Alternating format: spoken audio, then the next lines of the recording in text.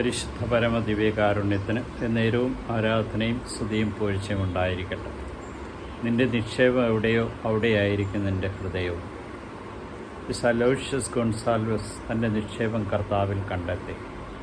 അവൻ പറഞ്ഞു, കർത്താവ് എന്നെ വലിയ കാര്യങ്ങൾ ചെയ്യുവാനായിട്ട് വിളിച്ചിരിക്കുന്നു.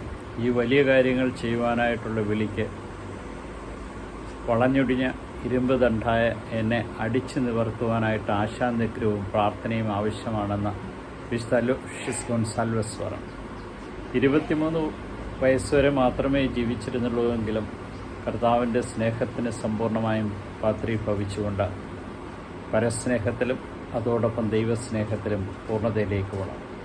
യുവജനങ്ങൾക്ക് വേണ്ടി, കുട്ടികൾക്ക് വേണ്ടി പ്രത്യേക മാധ്യസ്ഥതയുള്ള വിശുദ്ധ അലോഷ്യസ് ഗൊൺസാൽവസിനോടൊപ്പം കർത്താവെ ഞാനും പ്രാർത്ഥിക്കുന്നു. വിശുദ്ധിയുടെ നിർഗുണമായിരുന്ന വിശുദ്ധനെ പോലെ കൂടുതൽ കൂടുതൽ വിശുദ്ധിയിലേക്ക് വളരുവാൻ ഞങ്ങളുടെ പ്രാർത്ഥനയും ആശാനിഗ്രഹങ്ങളും ഉപവാസവുമൊക്കെ സഹായിക്കുവാൻ ഇടയാക്കണമെന്ന് നിങ്ങൾ പ്രാർത്ഥിക്കുന്നു. കാരുണ്യവാനായ കർത്താവെ, ആത്മാവിൻ്റെ നഷ്ടം വലിയ നഷ്ടമാണെന്ന് ഞങ്ങൾ അറിയുന്നു.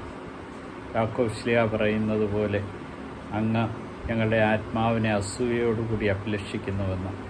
ഞങ്ങളാരും നഷ്ടപ്പെട്ടു പോകാതിരിക്കാൻ അങ്ങ് ആഗ്രഹിക്കുന്നു. കാരുണ്യവാനായ കർത്താവെ, നിൻ്റെ കൃപയും അനുഗ്രഹവും ഞങ്ങൾക്ക് ഓരോരുത്തരും നിമിഷവും നൽകി ഞങ്ങളെ ഓരോരുത്തരെ അനുഗ്രഹിക്കുകയും നിൻ്റെ കൃപകളാൽ നിറച്ച് നയിക്കുകയും ശക്തിപ്പെടുത്തുകയും ചെയ്യണമേ. കാരുണ്യവാനായ കർത്താവെ, ഇന്നേ ദിനം ദാനമായി നൽകിയതിനെ ഓർത്ത് നന്ദി പറഞ്ഞുകൊണ്ട് ഞാൻ അങ്ങയെ സ്തുതിക്കുന്നു, ആരാധിക്കുന്നു, മഹത്വപ്പെടുത്തി അങ്ങേക്ക് നന്ദി പറയുന്നു. നിൻ്റെ കാരുണ്യത്താലും കൃപയാലും ഞങ്ങളെ നയിക്കണമേ, ശക്തിപ്പെടുത്തണമേ. നിൻ്റെ കാരുണ്യത്താൽ ഈ ദിവസത്തെ സമ്പൂർണ്ണമായിട്ടും അങ്ങേക്ക് സമർപ്പിച്ചുകൊണ്ട് ഞാൻ പ്രാർത്ഥിക്കുന്നു. യൂതന്മാരുടെ രാജാവായ നസ്രേക്കാരൻ യേശുവെ, പെട്ടെന്നുള്ള മരണത്തിനുള്ള അപകടം ഞങ്ങളെ കാത്തുകൊള്ളണമേ. പ്രഭാതത്തിൽ എഴുന്നേറ്റ് അങ്ങേ മഹത്വപ്പെടുത്തുവാൻ തക്കവിധം ഞങ്ങളെ ഓരോരുത്തരെ അനുഗ്രഹിക്കണമേ. ഈശോയെ നന്ദി, ഈശോയെ സ്തുതി, ഈശോ ആരാധന.